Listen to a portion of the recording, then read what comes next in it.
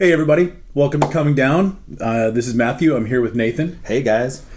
Thank you so much for listening. Oh my god, the response has been incredible. We've already got 4 patrons. You guys are awesome. Thank you so much. Since we've launched one episode, I mean, we've had tons of response. It's really kind of been amazing. I didn't know what to expect, and just everyone who's given us feedback already and listened, it's really been incredible. Right? It's a little unreal. It's slightly overwhelming, but yeah. I'm loving it. Thank you so much. Yeah, and I just feel so accomplished creating something. I haven't created a thing in a while, so this feels great. I can't even tell you. So, oh my god! And we got to give a shout out to Ricky, our artist and web designer. Like, everything looks so good. Thank you so much. Absolutely, credit to her for all the logo design, all the website design, and she's really taken up the mantle of managing our website, which has just been super helpful. I can't even say how much that rocks. Yeah, and for so many other things that we are not thanking her for. Thank you. Yeah, indeed.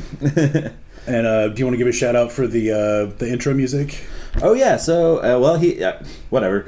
It's my friend Brett who gave me the intro music. I've been bugging him to get me kind of what he wants to go by so we can credit him properly. But he's one of my oldest friends, and I've played music with him in most of the old bands I played in Colorado. So, but he's just awesome, and super shout out for hooking us up with that intro song. It's fantastic. It really fits everything so well and ties the room together, so to speak. So, but eventually we'll get some credits out in the show notes for him, because he has myriad of musical projects that I want you all to check out. So absolutely, and we'll let you guys know as soon as that's up. So this today's episode is going to be kind of one of many, and we've actually already had kind of an extra close call story in the previous episode. So it's true, and I think we talk about it at the end of this episode that we're going to do kind of a series of close calls episodes of run-ins with cops. Yeah. Mostly run-ins with cops, possibly like run-ins with death. Yes. But death will also be avoided. Yeah. But yeah, we've both encountered some times where we shouldn't have got out of that situation as well as we did. So it's almost miraculous that we got out of those situations. Yep. It's unclear sometimes how we got out of those situations. Yep. Yeah, I don't necessarily believe in luck, but something shines down once in a while, and you just have to marvel at it. Right? Because we're still here. Yep. Even though maybe we shouldn't be. Still here with clean records. Yeah, all our limbs intact. Yeah. I mean, they still haven't found the bodies anyway. So, anyway, we got to give some shout outs. Thank you so much to our patrons, Frankie Gavin, our first patron, as well as Adam Goldring, Ryan Salisbury, and Alex, last name withheld.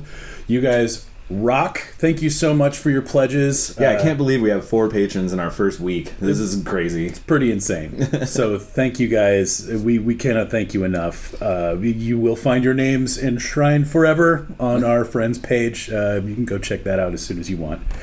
Speaking of Patreon, if you would like to support us, this show does cost a decent amount to produce with hosting fees and everything else, and any amount that you want to help us offset those costs with would be greatly appreciated, and that's going to be at patreon.com/comingdownpod. Also, if you want to contact us, if you like what we're doing, please let us know if you have any ideas, or if you would like to tell a story. Please contact us on Twitter at comingdownpod, or you can also email us, comingdownpod@gmail.com. Yeah, we'd love to hear from you, and any interaction, we just like hearing from people and just telling us that you like it. It fuels our fire. So absolutely, it really means the world to us. Also, for the show notes for this episode and all episodes, you can find that at comingdownpod.com. It'll also have links to all of our platforms and everything else you could possibly want. Those platforms include Spotify, Google Play, SoundCloud, YouTube, and also if you would, we'd really like it if you could rate and review us on Stitcher and iTunes as well.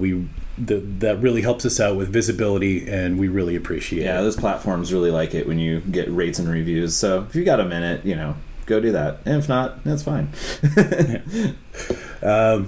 Without any further ado, episode 2. Here we go. Yeah, thanks a lot.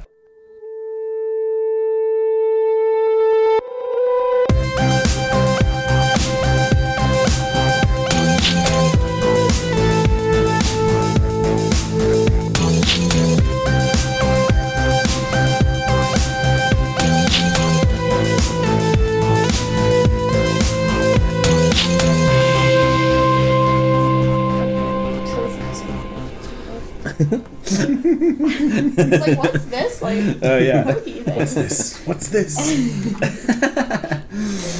Oh. All right, man. All right.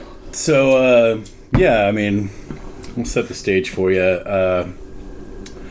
So this is in 1994? No, 1995. The spring of 95. And,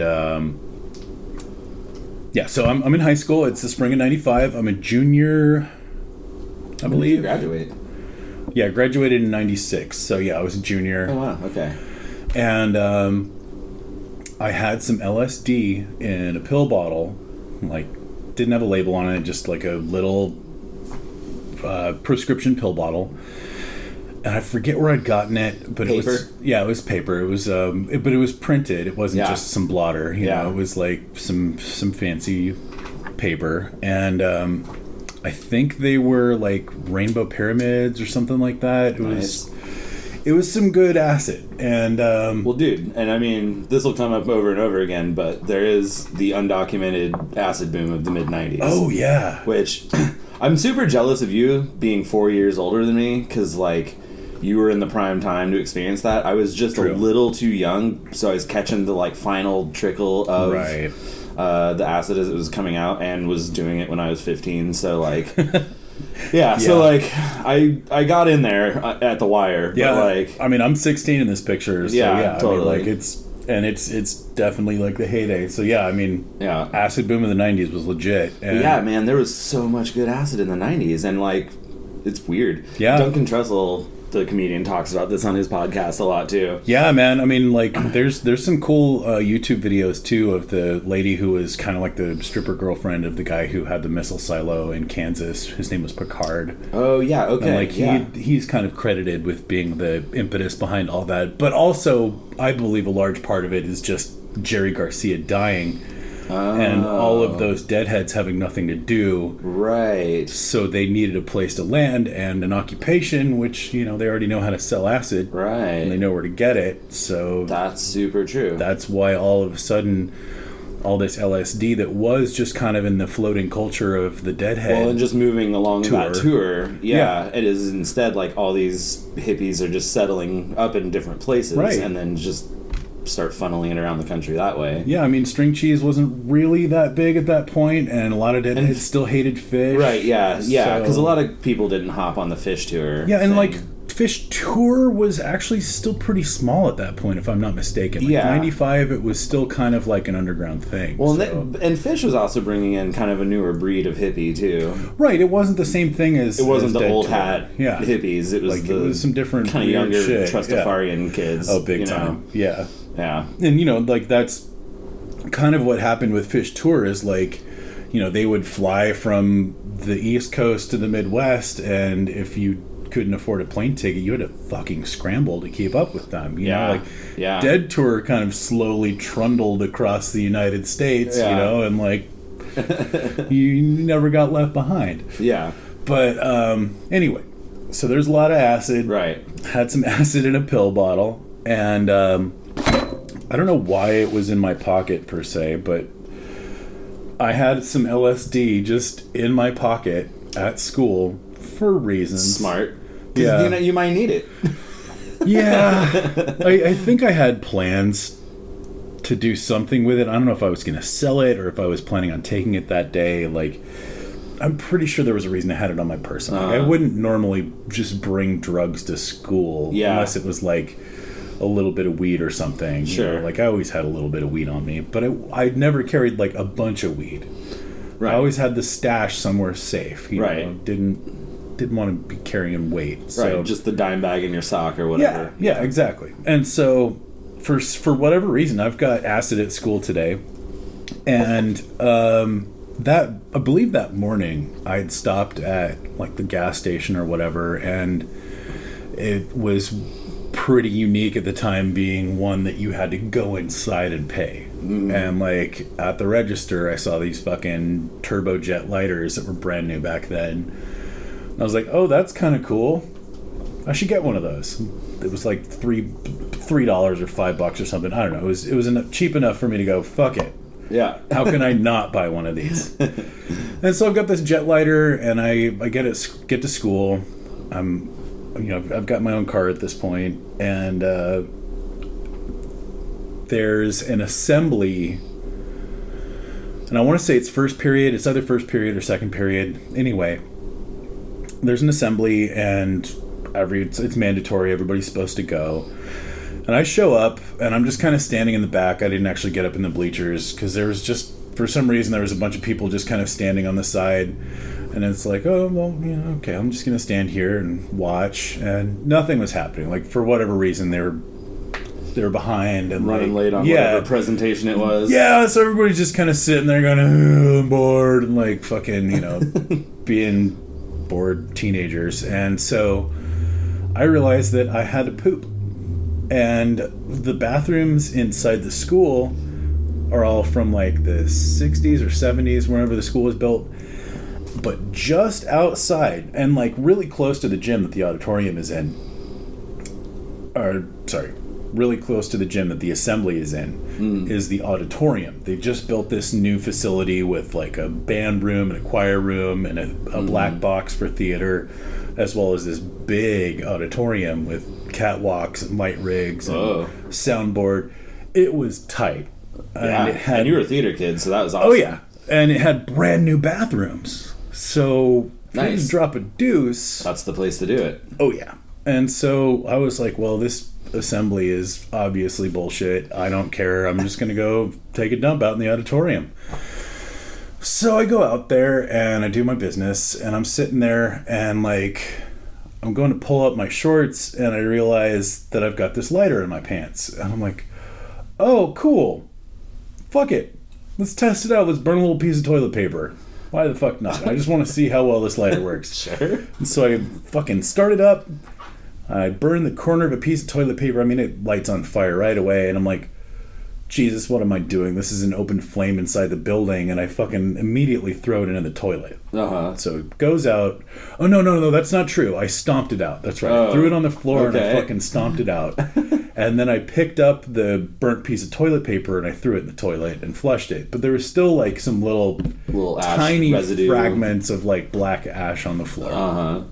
And this is actually salient point for the story. Uh-huh. So I wash my hands and I go back out, and I'm headed out of the main doors of the auditorium, walking back toward the part of the school where the gym is so that I can go back to the assembly. And the dean of the school comes walking out the doors, and he sees me and he points at me and he says, "Where did you just come from?" And I said, "The auditorium." And he's like, "Come with me." Uh-oh. And I'm like, "Okay." He's like, "What were you doing?" And I said, "I was using the bathroom." So, all right, let's go check out the bathroom. Oh. We go in the bathroom, and as soon as he walks in the door, he starts going, "You smell that?" Oh, and I'm like, "I'm not sure. What is it that you're smelling?" "Well, it smells like marijuana to me." What? Oh, no. And I realize what's happening. Yeah, right. You know, this guy is realized that I wear tie-dye, and I have my head shaved on the sides, and my hair is long, and so it's not a hard guess that maybe I might smoke weed, right? Right. And so he thinks he's got an easy bust here just because he can make me crack, right? Well, and back then, you couldn't just walk around any given city and smell weed almost every day of your life, you know? Some people really didn't know what weed smelled like. I even if he thought it smelled like weed, it's immaterial. But like, you think he was just trying to? I thought he was trying to fuck with me. Yeah, and so I'm just like, look, man, I definitely smell something that's burned in here. And I'm going to tell you what happened. I burned a piece of toilet paper. Yeah, and he's like, "Yeah, right. Come with me." And he radios for backup. Oh, no. And he gets Miss Church to come and join us. And he's like, "All right, I want you to watch him. Make sure you keep a close eye on his hands. If he tries to go into his pockets, make sure that he's not like tossing something into a garbage can or into the bushes or something. I want you to keep an eye on him the whole way back." And instead of going through the school to go to his office, we just take this outside route, like along the sidewalks, like through a part of the school that doesn't have any people in it and is like, there's not a whole lot of stash spots. Right. The whole way there, the only thing I could think of is the LSD in my pocket. Right. And I'm about to get searched. Yeah. And this is gonna not go down well. Exactly. And I'm just thinking, man, my fucking burning toilet paper story sounds like the biggest pile of horse shit. Yeah. Even if you know that it smells like burned paper in there. Yeah. That sounds fucking suspicious. And I get it. Even Well, it's a dumb story because it kind of was just a dumb thing to do. It was insanely dumb. Like, who the fuck does that, Yeah, right? right. I might have been a little bit of a pyro, but, like, I never actually burned Like a lot anything. of 16-year-old kids are. And you just got this cool new lighter. I mean, like, I get it. So, 16-year-olds do dumb shit. Yeah. I certainly made a stupid fucking mistake, but I was not using drugs in the school at that time. Right. So we get to the office and he's like, all right, let me see your backpack. And I'm like, go for it, because I know there's nothing in there. Right. But he fucking goes through everything with a fine-tooth comb. I don't know why they were still in there. It's just because I didn't fucking clean up my bag ever. But I went on a trip, like with choir or something like that, and like I had some no-dos. Like, I don't remember why I bought the no-dos, but like I was drowsy and I was concerned that I was not going to be able to stay awake for something. So I bought some no-dos. So you had a totally legal over-the-counter thing. But he starts going off about, people can use these to get high, right? And I'm like, actually, that's caffeine. And he's like, looks at me. He's like, well, you know that you can use caffeine to get high, right? I'm like, I don't know. I drink a lot of Mountain Dew, and I've never felt high from that. Yeah. Like, how many cups of coffee do you have in the morning, man? Like, I don't know. Sure, yeah. And he just scoffs, and he's like, yeah, well, we'll see. And, like, I've got a bottle of ibuprofen in there, and he's like, what's this for? And I'm like, holy shit. I get headaches sometimes. Yeah. Okay, well, it seems like you've got a lot of drugs in here. And I'm like, okay, dude. I don't know what to tell you.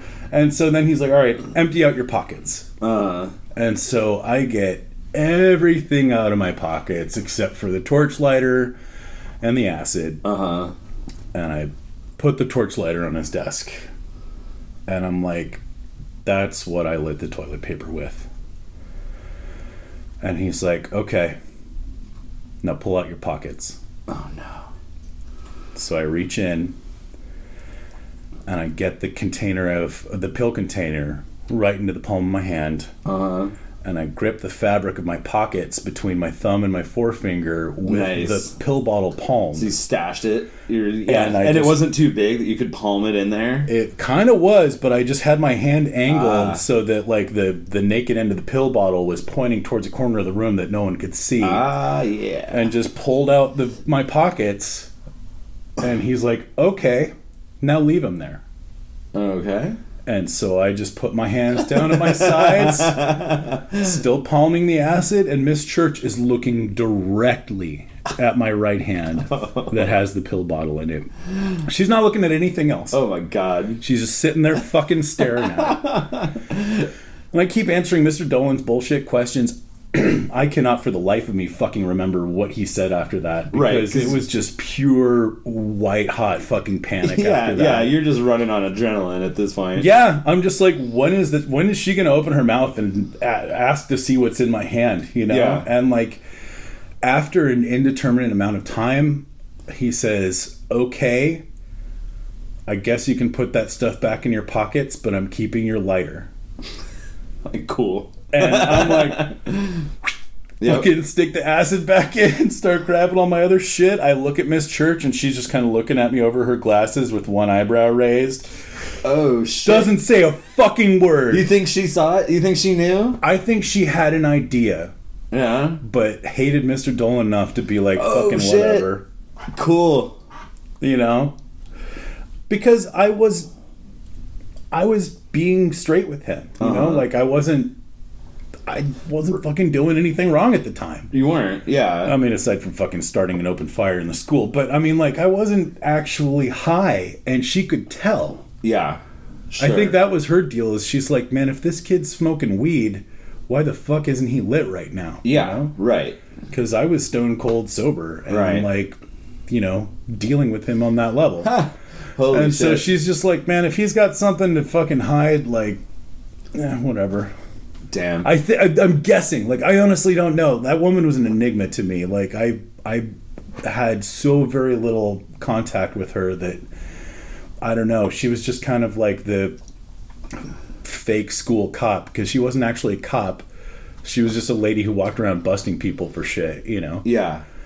And yeah. Was she, we had one at our school school. Safety officer. Okay. See, we had one at my high school, and his title was Campus Liaison Officer. Nice. Yeah. Just like hired asshole. Yeah. Is what his name tag should say. Yeah, you like know? not even a security guard, just No, a snitch. but he had the radio for the cop on campus, so he was the okay. one running around acting like fucking Mel Gibson in Lethal Weapon with a bunch of fucking high school kids, Right. And then like, but couldn't ever do anything, and so he'd like detain kids while he called the fucking real cop Right. to like come and do shit. See, at least Miss Church, like, you know, she definitely had busted some people, but like, they were doing bad shit. Sure. You know, like, she'd be like, oh, I've got to fucking haul you guys down to the office because you're, like, out here fucking smoking cigarettes in the parking lot. Yeah. Like, what are you thinking? But so I fucking put everything back, and then the principal comes in. And he just looks at me, and he's like, Matt, what are you doing here? And I'm like, I made a huge mistake today. Yeah. And he's like, well, I'm guessing you're probably right about that. Yeah. And I'm like, I don't know why I decided to burn a piece of paper because I brought a brand new lighter that looked kind of cool. Yeah. And for some reason, Thought this here and now was the completely, opportune time. I completely abandoned common sense and decided that I was going to test it out right there. I cannot excuse my behavior. I can't explain it, but that's what happened. And he's like, well, are we done here? And then Mr. Dolan's like, what? Well, I mean, I'm pretty sure he was smoking marijuana. Oh God, he's still on this. And on this, and train of thought. so Mr. Tillinghast is like, well, do you have any evidence that he was smoking marijuana? He says, well, the bathroom smelled like something was burning and there were ashes on the floor. And Mr. Tillinghast says, well, did it smell like marijuana? Well, it smelled like something had been burning. Okay, Matt, you're free to go. Oh, dude. Yeah. Wow. My life hung in the balance that fucking day. Like, acid, even at that age, is, unless they decide to be lenient, is a fucking felony. You know? Oh yeah. You'll get in some major trouble for that. Yeah. It's not like smoking weed. You know? I had a bunch of friends. Well, but you know, I had a handful of friends get popped for various psychedelics, and they all kind of got different degrees of getting fucked, but no one ever got out of that easy. Yeah. Well, Yeah. I mean, starting at 16, back then they liked to try kids as adults. Yeah, totally. It's fucked up. Yeah. Dude, okay, man. That's great. We're gonna have to do like I'm gonna call it like the Close Calls series, because I have Yes. fucking tons of these, dude. Oh, me too. Like, yeah, times where like, oh, I should have been so busted and somehow didn't, just somehow did not. Right? And because I mean the way, and I won't tell one now, but I'll just precursor, because like the way we did acid was, in my hometown, was we would go downtown during the day, we'd go down to the river and rope swing and jump off the bridge and get high, and then wait for someone to score acid or mushrooms, but usually acid because there's just so much of it. Right. And yeah, so we'd sort of make trips back and forth between the river and back to downtown. It was like a 15-minute walk. wander back downtown, be like, any hippies around, any of the dealers around? No? All right, let's go fuck off for a little bit. And then we would try and take the acid like as early as possible, a little before sunset. Sure. Go to a park, and then just walk home. So downtown was the north end of town, and I lived all the way at the south end of town. And walking home, I guess it was probably like, maybe only like 8 miles or so. But it'd take about 8 hours. Yeah, exactly. You know, when you're straying and wandering around. 1 mile an hour? Sounds about right. Yeah. And like taking stops in the parks and various other weird places. Oh, yeah. And, like you do. And then that was it. And then, yeah, like, I'd get home, like, sneak back in home around 4 in the morning, and, like, that's how we did it, you know? Yeah. We called it adventure sizing. Oh, but man. that also meant that I'm wandering around at 2, 3 in the morning, 16, like, blasted on acid. So I ran into cops constantly. Yep. Like, every fucking time, pretty much. And so, like... God damn it. I mean, yeah, like, I had... Off the top of my head right now, I can think of 6 good stories for the Close Calls series. Like, Hell it's yeah. crazy. Dude, I know the feeling. I got grounded one summer because I came home stoned. Yeah. Or so my parents thought. I was actually on LSD. And they were both drunk as fuck and yelled at me for an hour and a half straight and then grounded me for an entire summer. Damn.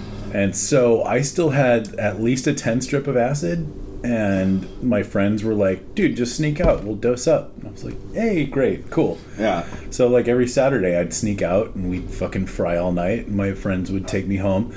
And we knew that my mom set her alarm for 4:20 in the morning. So if it was 4 o'clock, I could still sneak back in. But if we were high, we had to wait a little while. Right, yeah. So, you know, like, we'd just, like, roll up, see my mom's light was on, pull into another cul-de-sac, fucking smoke weed for, like, half an hour, Yeah. and then, like, I'd sneak back into my house, high and happy. Yep. It's wonderful. Yep. I even asked my mom, I'm like, you must have walked past my room so many times, like, just on your way to the garage in the morning. Did you ever, like, think that I wasn't in there? She's like, never occurred to me. Oh my god. You know? That's wild. Have you come pretty clean with your parents on Oh like, my god, all the yes. It's one of my favorite things is telling them all the fucked up shit we used to do. shit? Yeah. Like, I told them a story about the spitting a Pandora moth at my sister, and I'm like, oh yeah, like, Rachel had this party at the big mansion that we used to live in for like 2 years, and oh right, that's when we were in high school, so you probably don't want to hear about that. My mom's like, oh, she's grounded. You know, like, Yeah. they don't give a shit. Yeah, I mean, right? Like, what can you do now anyway? They did most of the stuff that we ever did, you know, so. Right, totally. Oh, man. Yeah, this podcast is going to be interesting. Me and my mom are definitely on the level these days. And we've talked about, you know, all manner of drug use and stuff, but she still hasn't heard, like, all the stories. Oh, this is going to be good for So her. this podcast will be pretty hilarious for her. Nice. She'll be like, oh, motherfucker, seriously? Oh, and I'm sure there's some tons of shit that my mom hasn't heard on here, too. Like, Yeah. Yeah, I mean, like, the last one that I told, she's definitely knows about that one, and it's probably, like, the worst one, so it's not like there's going to be any huge surprises, but Yeah. Maybe the quantity Yeah. of incidents will be surprising. Yeah, totally. Oh, man. All right, I'm already really looking forward to some of these close calls Dude, stories, fuck man. yeah. They're so wild. This is why we do this. Yeah, totally, man. All right, well, that's a solid story. Okay, when we convene next time, I'll tell my sleight of hand story with the cops, because I basically did the same thing. And yeah, it's Excellent. super wild. But for now, we'll call it there. Thanks for listening, everyone. Yeah, thanks for listening.